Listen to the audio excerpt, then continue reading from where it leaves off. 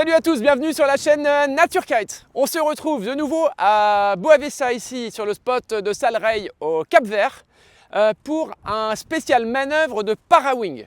Ça nous a été suggéré parce que la parawing, quand il y a des vagues, on ne se pose pas trop de questions, mais quand c'est flat, il y a pas mal de choses à savoir faire pour après ça être capable de s'améliorer dans les vagues. C'est l'objet de ce tuto. On est en la compagnie de Ariane Imbert. Ariane Imbert qui est la responsable de l'école le Spot Kite Center, qui est adossée à Naturkite à la bergerie à Hyères, qui est aussi entraîneur de l'équipe de Kite Foil Olympique sur Paris 2024 et qui s'occupe bien sûr encore toujours des pôles espoir en wing, en kite, etc. L'objet en fait de ce tuto, c'est de vous donner les tips pour pouvoir faire des transitions efficaces sur l'eau. Certaines sont plus fun que d'autres, mais en les répétant à terre. On va vous décomposer le mouvement et vous montrer, parce qu'il y a moyen de rater 40 fois sur l'eau avant d'en réussir une, puisqu'on a des planches souvent en parawing un petit peu plus étroites. On va avoir aussi en général un petit peu plus de rafale, c'est un petit peu moins stable qu'une aile de wing, donc c'est important de répéter les figures à terre. Donc, pour le moment, on va vous montrer à terre le jibe traditionnel, le jibe en départ inversé Faki, le jibe Dunlop, on fait passer l'aile par-dessous, ça c'est très utile quand il n'y a pas de vent du tout et qu'on a tendance quand on jibe à tomber dans notre aile, l'aile dégaze et on va dedans, donc il y a une façon plutôt que la stacher et de la relancer, le Dunlop est très bien. Il y a le jibe où on passe l'aile dans le dos et on la fait ressortir devant, ça c'est plus technique, c'est pour les cascadeurs. Dans les virements pareil, le plus facile, on va vous montrer le virement départ Faki, donc frontside. On va avoir le jibe où on est départ backside qui est un petit peu plus difficile. Et le troisième, c'est un virement dans lequel on passe de nouveau l'aile dans le dos, un peu cascade aussi, qui a l'avantage de de conserver de la vitesse parce qu'on va pouvoir pomper pendant le virement. Donc quand on n'a pas beaucoup de vitesse, qu'on n'est pas très toilé, ce virement-là, il est très efficace. Mais il est un peu technique. On va vous le décomposer à terre. Alors, on va le faire en synchro avec Ariane. Le premier jibe, que vous connaissez tous, que vous avez tous vu, il est très facile. C'est celui dans lequel vous allez, on va jiber là de bâbord jusqu'en tribord. On va avec Ariane lever l'aile.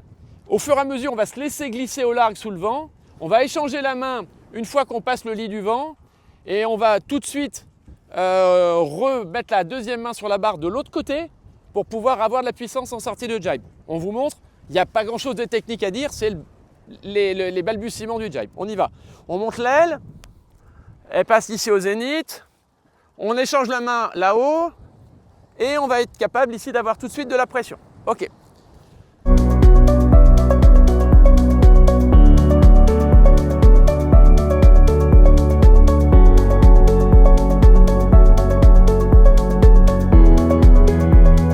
Le deuxième jibe, c'est celui qui consiste à changer de pied avant et, comme en wing, d'abattre pour sortir du jibe. Donc on est là, on avance, on va essayer de changer de pied. Je vous rappelle qu'il y a ceux qui vont démarrer, qui vont changer comme ça de pied, soit en retouchant, soit en l'air. Et ceux qui sont meilleurs, ils vont faire une flexion-extension, ici, bam.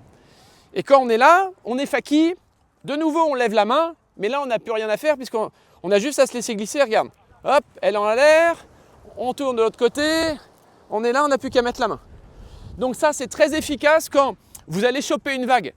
Quand vous allez choper une vague, vous n'avez pas le timing du déferlement, on change peut-être 10 mètres avant et on rentre dans la courbe en tirant sur la main avant quand la vague arrive. Ça veut dire qu'on est là, j'étais ici, je vois la vague arriver, c'est quelqu'un là-bas sur la vague qui est magique là.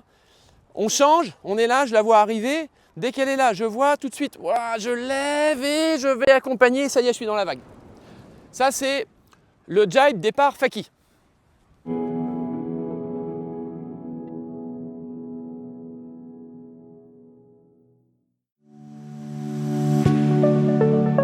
Le troisième jibe, c'est le jibe Dunlop. Donc là, on le fait avec un peu de vent, mais le jibe Dunlop, au départ, il a une fonction, c'est être capable de continuer à avoir du vent dans l'aile sans qu'elle dévente, même quand on est très sous-toilé. C'est vrai donc souvent avec des grosses bâches quand le vent est léger.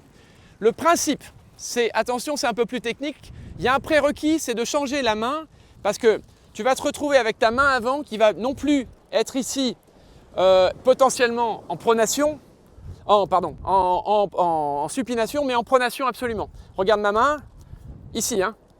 Là, je vais être là. Quand je vais monter, l'aile va être au zénith et regarde, c'est un mouvement violent du bras qui fait ça. Regarde bien. On est là. Et quand l'aile va monter ici, j'attends qu'elle prenne du vent. Quand elle va monter, tac. Et là, je suis de l'autre côté. Est-ce que tu vois? Ok. Ariane, elle est tellement toilée que si elle le fait, elle finit dans l'eau. Donc, on ne va pas le faire. Je vous le fais de l'autre côté. Je suis sur ce bord-là, très bien. Je vérifie que ma main, elle est bien en pronation ici. Je navigue, je lève l'aile au zénith, là. Et là, une fois qu'elle est là-haut, bam. Est-ce que tu as vu que j'accompagnais? Le mouvement, il doit être un peu violent parce que l'aile dévente un peu.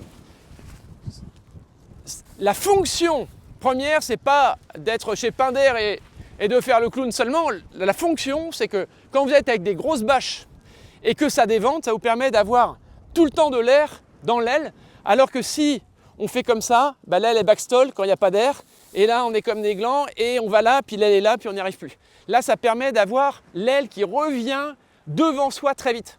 On a en permanence de la pression dans la barre. Ok.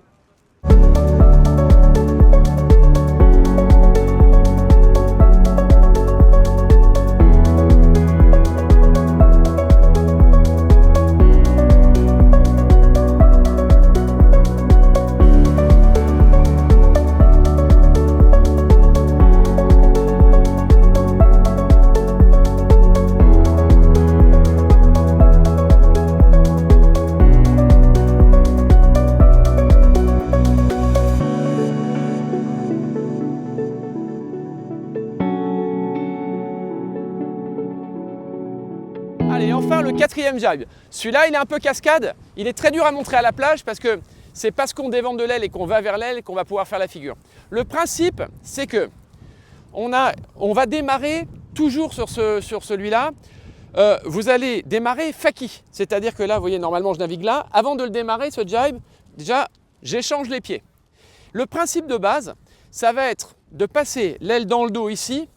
Pareil, pour la faire revenir devant soi, mais au lieu de la faire passer en on-loop, on la passe derrière le dos. Tu vois bien que si je fais ça, là, je vais me faire arracher l'épaule. Là, si je fais ça, quoi que je fasse, il ne faut surtout pas que je lâche, je me fais péter l'épaule.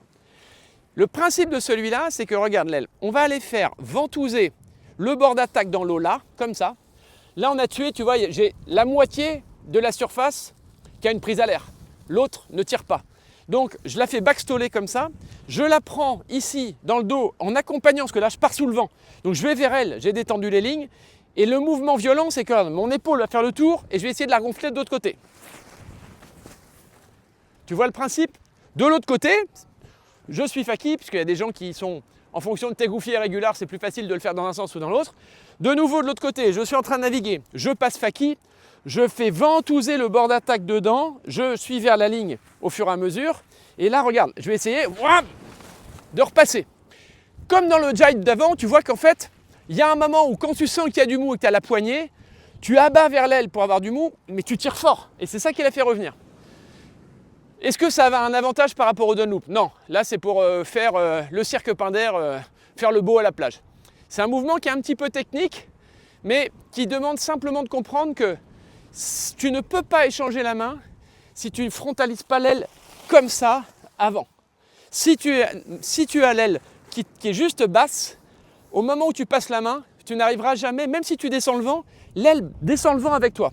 Si en revanche, tu es capable ici, au moment où tu vas abattre, tu vas essayer de tuer ton aile vraiment en balançant le bord d'attaque bas, tu vois qu'en fait l'aile, naturellement, elle collapse. Et c'est là que tu vas avoir la chance de la prendre facilement. Tu ne dois même pas avoir de traction au moment où tu la passes. Et là, tu vas aller vers l'aile. Tu vas te laisser guider vers l'aile. Tu vas abattre, hein, avec la planche, on va sous le vent là. Et on est ici, on tue, on va sous le vent avec la planche et on va la passer dans le dos. C'est comme ça que ça fonctionne.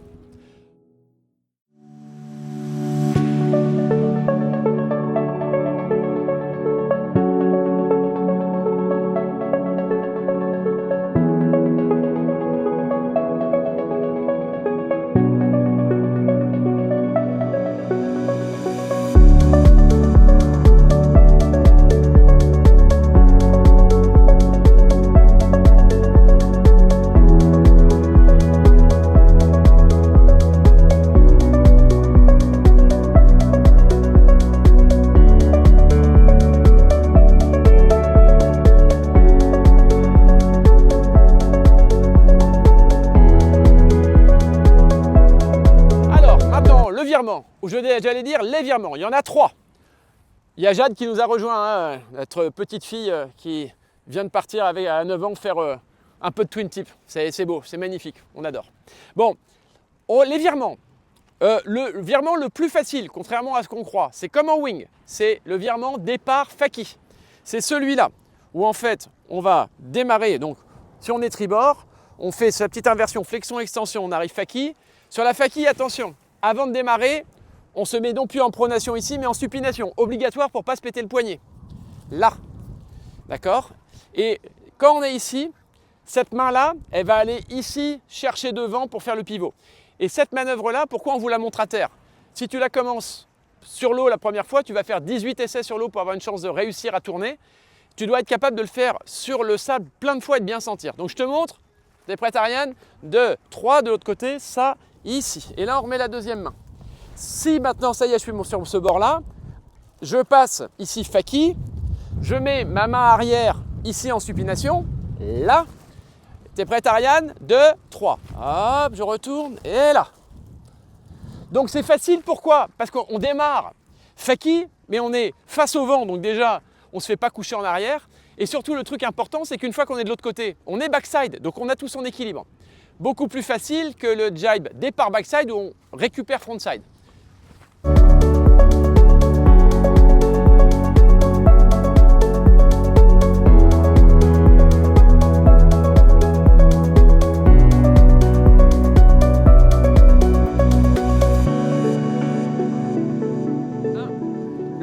Le virement, mais backside cette fois-ci. Celui-là, vous allez l'entamer une fois que vous aurez essayé des frontside et que c'est à peu près cohérent. Donc, sur le backside, je vous montre, on départ bâbord. Hop, tourne ton aile, tourne ton aile, tourne ton aile. Voilà. Là, 2 méthodes. Soit, quand vous êtes ici, on va aller tourner ici. Je vous donne tout de suite l'indice entre ceux qui vont faire 15 essais non fructueux et celui qui va réussir au bout de 3 fois. C'est intégrer l'idée que vous devez vouloir voler avec la planche vers le vent.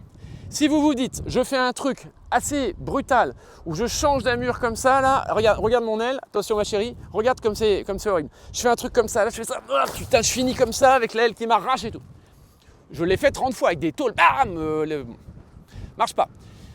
Si déjà, donc moi ce que je vous conseille c'est de démarrer, première méthode en supination comme ça, comme le jibe d'avant.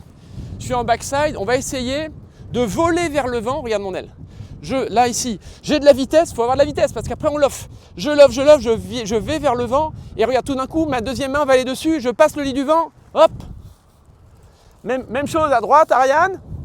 Donc, je suis ici, attention, je vais vers le vent, je vole vers le vent. N'essayez pas d'envoyer l'aile là. Hein. L'aile, elle reste au zénith et moi je vole par là pour me donner du temps. Je vole, là je vole, hop, j'y suis. Ça c'est facile parce que j'ai fait mon changement de main avant. Donc je me concentre sur le fait de faire voler la planche vers le vent. Peut-être même je peux pomper si je suis court. Si par contre je dois changer les mains au milieu, c'est plus dur. C'est la deuxième méthode. Regarde mes mains. Je suis en pronation de main, ok? Et je vais essayer d'aller changer mes mains comme ça. Et là c'est un peu plus chaud parce que regarde, au moment où je vais voler vers le vent, il va falloir que je change de main. Là, ici, tout de suite, je change de main en même temps. Pareil là, je démarre ici en pronation. Il va falloir tout de suite, je vole vers le vent et je change de main. Ça fait beaucoup de trucs à faire, sachant qu'une fois sur deux, je mets les mains dans les lignes. Mon conseil, c'est beaucoup plus confort d'aller voler là, parce qu'en plus, comme c'est une position qui n'est pas naturelle, vous allez avoir envie d'aller chercher la main pour retrouver une position de bras naturelle. Ça, c'est beaucoup plus naturel de faire ça. Ok ? Donc faites gaffe simplement à ne pas vous arracher le poignet, parce que ceux qui vont vouloir faire départ pronation, mais qui dans la panique ne vont pas changer de main, regarde mon poignet, et quand je suis là, regarde ce qui se passe, là ça me tire comme ça, et regarde mon poignet, ça là, et ça tire. Hein. Donc si j'ai pas le réflexe de lâcher, là ça tire. Dans tout ce qu'on fait en para-wing, je vous demande les copains de bien intégrer que dès que ça se passe mal, on lâche la barre. Dans 40 nœuds, si je lâche la barre à 40 nœuds, elle m'explose dans les mains. Pouah, elle part. Mais elle part à 20 mètres là, elle tombe dans l'eau comme ça. Et en fait, comme c'est pas comme un kite, hein, comme c'est pas gonflé et qu'il n'y a pas de prise dans la poignée, il n'y a pas de tension, l'aile elle reste comme ça dans l'eau là. j'ai plus qu'à aller nager pour la chercher. Aucun souci, hein, je l'ai fait à 45 nœuds en prenant des surventes à l'almanach plutôt que prendre la tôle et de m'arracher la main. Je laisse partir. Ok. Donc ça, c'était le deuxième type de virement, c'était le backside.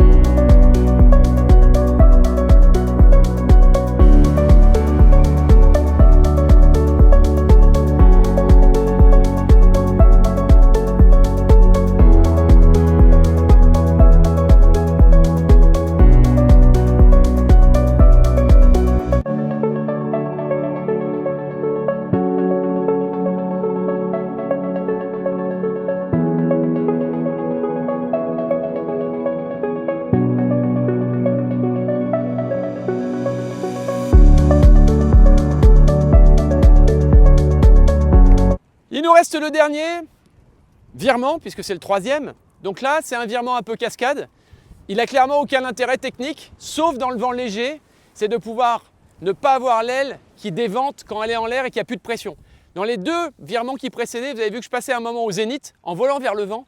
En général, ce qui se passe là, c'est que quand je suis ici et que je me suis retrouvé là, dans le vent léger, mon aile est au zénith et j'ai recollé.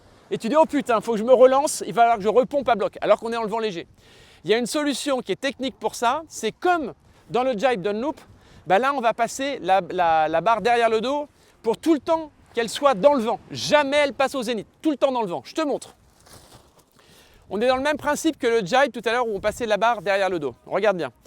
Donc cette manœuvre-là, elle va s'effectuer départ faki.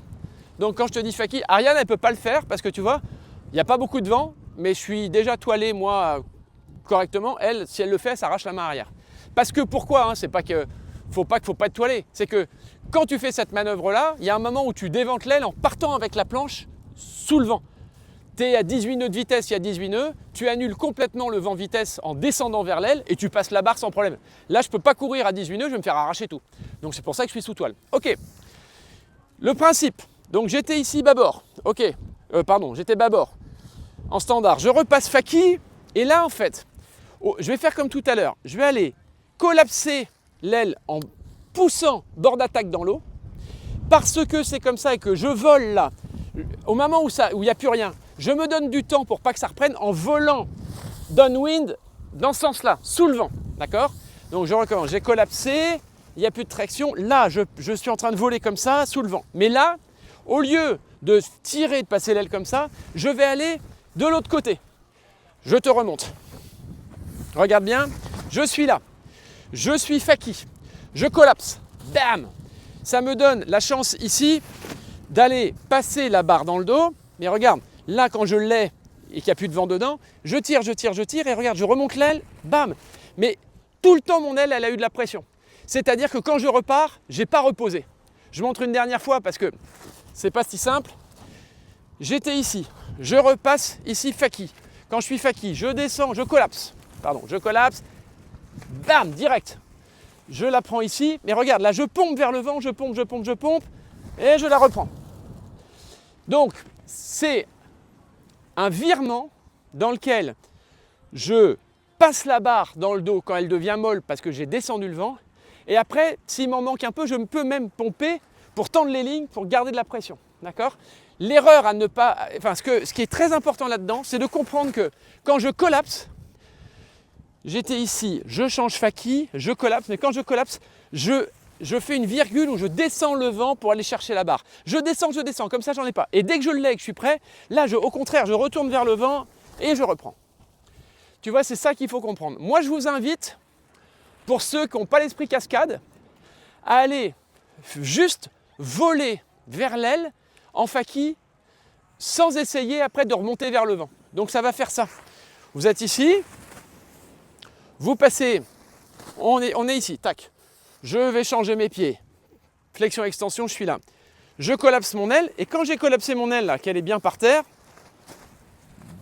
bam, elle est par terre, et ben passez la barre comme ça et allez voler, descendez le vent à fond au point que jamais ça reprend comme là. Parce que je descends, donc jamais j'annule la force du vent par ma descente. D'accord? C'est le moyen de décortiquer cette figure. Ok? On en a à peu près fini avec cette partie transition. Je finirai par juste un petit truc parce que je dirais que quand même que le stashing et le destashing, fermeture, ouverture, ça fait partie quand même des transitions. Je vous rappelle un petit truc, parce que je l'ai vu encore hier là, sur des mammouths là, où les mecs ils ferment pas au bon moment, ils se sont fait arracher. Parce que quand tu fermes et que tu as mal fermé, si tu n'es pas au bon endroit dans la descente, tu ne peux pas repropulser parce que tu n'as pas le temps de réouvrir et tu te fais déchirer. Donc, quand même, dans les fermetures, les mecs, quoi qu'il arrive, on ferme en abattant. Là, même si j'étais pas toilé, fermer ici, là, comme ça, là. Putain, regarde comme c'est dur, c'est dur. Il faut abattre à fond, et c'est parce que j'abats à fond, j'ai complètement déventé l'aile, et là, je la ferme facile, d'accord? Deuxième truc, je vous rappelle ce que j'avais dit dans la présentation des stages, c'est vraiment valable tout le temps. Quand vous voulez stacher l'aile, vous pouvez tout à fait la backstoler dans le vent léger pour aller là et chercher une fermeture. Si vous êtes toilé, c'est mort. Il vous faut absolument aller chercher toujours ces deux lignes du milieu là. Parce que là, ça ne va pas être physique de fermer. Donc si je suis vraiment toilé ici, je vais, regarde là, je vais aller même là, j'ai du vent dedans, tu vois, je suis pas du tout sous le vent là, je suis vraiment travers, j'ai de l'air, c'est pas grave. Je vais même être capable quand même d'aller fermer en prenant ici. Tu vois, c'est ça qui est important. Donc, allez chercher ces deux lignes-là. Alors, le mieux, c'est de les faire coulisser, soit comme ça, mais on peut les faire coulisser aussi comme ça, là. Si je suis ici, ce qui est bien, c'est que quand j'ai fait ça, je me retrouve toujours à un endroit où l'aile, je peux aller la prendre comme ça. Je passe la barre derrière pour que ce soit propre, là. Et quand la barre, elle est isolée des lignes derrière, ça, je vais enfermer les lignes dedans. Et là, je vais pouvoir faire un petit paquet. Hop. Et là, je vais pouvoir faire un petit paquet. Mais tu vois bien que là, mon petit paquet, il est serré, il est rangé. J'ai fait un truc propre où j'ai pu isoler la barre derrière parce que j'ai enveloppé les lignes dans ce double rideau. Ça veut dire que quand je vais relancer, ça va être propre. Si j'avais backstolé, tu as toujours le risque que tu aies une ligne qui passe derrière le profil. D'accord? Je vous montre. Donc le truc, c'est qu'une fois qu'on a fait ça et qu'on est propre, ça me permet de la relancer et je vais avoir une aile, tu vois, qui ne sera pas emmêlée. Elle est propre. Je le sais parce qu'en la fermant comme ça, comme j'ai le bord d'attaque ici, je passe cette barre là, je la repasse derrière, j'aurai pas de lignes qui vont m'emmerder, tout ça, tout le profil là, il va être enfermé à l'intérieur, regarde bien, les lignes sont là, ce qui fait que là, si je commence à vouloir fermer d'une façon ou d'une autre, même en bourrinant comme ça, je sais que ma barre elle est isolée de tout ce qu'il y a à l'intérieur du profil. Ok. Tout ça, ça se voit sur l'eau, on va vous faire la démo sur l'eau, vous allez voir. N'hésitez pas, on fait des cours de coaching para-wing dans l'école d'Ariane, le Spot Kite Center.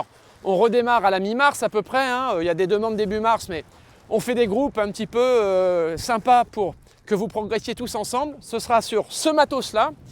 Et vous allez voir qu'on va faire un petit peu de manœuvre avec vous à la plage, puis après on ira sur l'eau, on va vous filmer, on va vous montrer ce que vous faites, parce qu'on n'est pas conscient de ce qu'on fait, ça va vous faire progresser.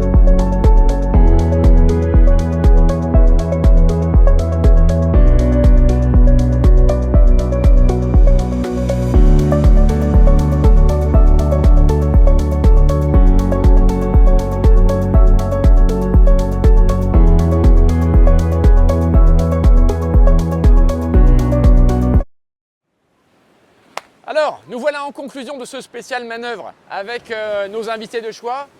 Wesley Brito, champion du monde de vague en wing foil dans le team du automne. Merci Wesley d'être avec nous. Wesley, il parle bien capverdien, il parle un peu français et anglais, donc on va faire la traduction après. Et Ariane qui a fait toutes les manœuvres avec nous et qui nous a permis de comprendre quels sont les blocages. Et elle, avec son entraîneur, avec son expérience d'entraîneur, elle a su un peu nous dire comment on allait décomposer les figures pour vous les proposer après pour progresser en coaching. Wesley, just one thing, we wanted just to have your feelings about how can we make the progress when we start from the beach to the water? What are the main points? What is the main difference between someone who is able to reach the objectives and another one who will have to stop because he will have some checks and they will not be able to reach it? For me, when it's not like when you cannot do some stuff, like you cannot reach the goal you want to do, you already exist, but you check what's wrong with your gear and get something better and practice. Ok, donc il nous dit en fait que Ce qu'il faut, c'est insister, never give up, n'abandonnez jamais, c'est ce qu'il dit, continuez. Et il dit aussi, il y a un truc important qu'il ajoute comme donnée technique, c'est son expérience, c'est quand ça ne va pas, il faut vraiment checker le gear, checker le matériel qu'on a pris parce que ça peut être facilitant ou pas. For you, in your next sportive objective with the Duotone Pro Team, what was your next spirit for the next year to reach the next level in your practice? Next level in my practice. So I've been more focusing on getting better at bigger waves and sending everything that I do and just trying to progress and make it more natural and add some more variations to some tricks. Ok, donc lui il ajoute une donnée technique là-dedans. Il nous dit, lui son objectif c'est de progresser dans des vagues plus grosses et d'être un petit peu plus agressif encore, plus radical. Mais pour ça il ajoute une donnée qui nous semble souvent à Ryan et moi importante, c'est le spirit et être détendu, c'est-à-dire vraiment être dans le fait de profiter de sa session et d'être un petit peu, d'être naturel, c'est le mot qu'il ajoute. Et ça c'est important parce qu'il y a un moment à force d'être focus sur la technique, on en perd le flow. C'est-à-dire cet équilibre naturel quand on est dans le profit, qu'on est agressif parce qu'on est dans le plaisir, ça c'est important. Ok, thank you. Moi je rajoute juste un petit truc, je vous rappelle quand même que dans tous les sports, il y a quand même cette petite notion des 3 T qui peut intervenir. Les 3 T, on va dire que c'est le talent, ça, les talents de glisse, de proprioception, etc. Tout le monde ne l'a pas, mais ce n'est pas ce qui fait la différence. Il y a le travail, c'est à quel point on insiste, ça c'est à mon avis la pondération la plus importante dans la réussite. Puis après, le temps. Le temps, c'est le temps qu'on y accorde, mais pas seulement sur l'eau. C'est à terre le réglage matériel, la préparation physique, la préparation mentale, regarder des vidéos, faire les exercices sur la plage avant d'aller dans l'eau. Voilà, ces 3 T, gardez ça. Les 3 T sont une base de réflexion pour progresser. Ariane Imbert, pour conclure, est-ce que tu peux nous dire ce que tu as ressenti comme plaisir sur ces spéciales manœuvres? Est-ce que c'est important? Est-ce que ça te semble nécessaire dans la progression en para-wing? Et qu'est-ce que tu proposes un peu à tous les gens qui vont nous regarder et qui vont peut-être venir en vacances dans le sud de la France pour progresser? Alors effectivement, moi j'ai pris beaucoup de plaisir à participer à ce spécial manœuvre, c'était sympa, j'ai appris des choses d'ailleurs, merci aussi. Ce qui est indispensable sur ce nouveau sport, la para-wing, là, c'est de s'entraîner un peu à la plage, mais surtout de pratiquer, c'est pas facile, avoir le bon matos. Ce qui est indispensable aussi, c'est de se faire des sessions avec du débrief vidéo et des conseils techniques, parce qu'on passe vite à côté de ça et on peut répéter 8 fois, 15 fois, 20 fois la même erreur sans progresser. Et c'est pourquoi là on va mettre à l'école de kite, le Spot Kite Center, des coachings en cours semi-privé avec 2h30 dont 1h30 vraiment de cours, avec du débrief vidéo derrière et pendant la session pour vraiment réussir à vous faire gagner du temps et aller plus loin. Parce que dans les 3T, il y a le temps, mais tout le monde n'a pas le temps. Et en prenant des cours, on gagne énormément de temps. Le semi-privé, on vous rappelle, c'est 1 à 2 personnes maximum, parce qu'un groupe de 4, pour progresser, c'est un peu moins bien. On raccourcit la durée du cours, mais on met de l'intensité et on personnalise. Et donc le Spot Kite Center, qui est l'école qui est intégrée dans le magasin Nature Kite, dans lequel on vous reçoit quand vous voulez. Le Spot Kite Center, vous pouvez les appeler pour la résa à partir du 1er mars, c'est 06 16 18 49 91. Et la partie magasin, vous pouvez les appeler nous, chez Nature Kite, au 04 94 21 97 57. Thanks, a lot of thanks to Wesley to be there with us. We wish you all the best for the next competition. We will follow you. Thank you so much. And now we go on the water with everybody to make profit of the next waves. See you. À bientôt les amis. Ciao.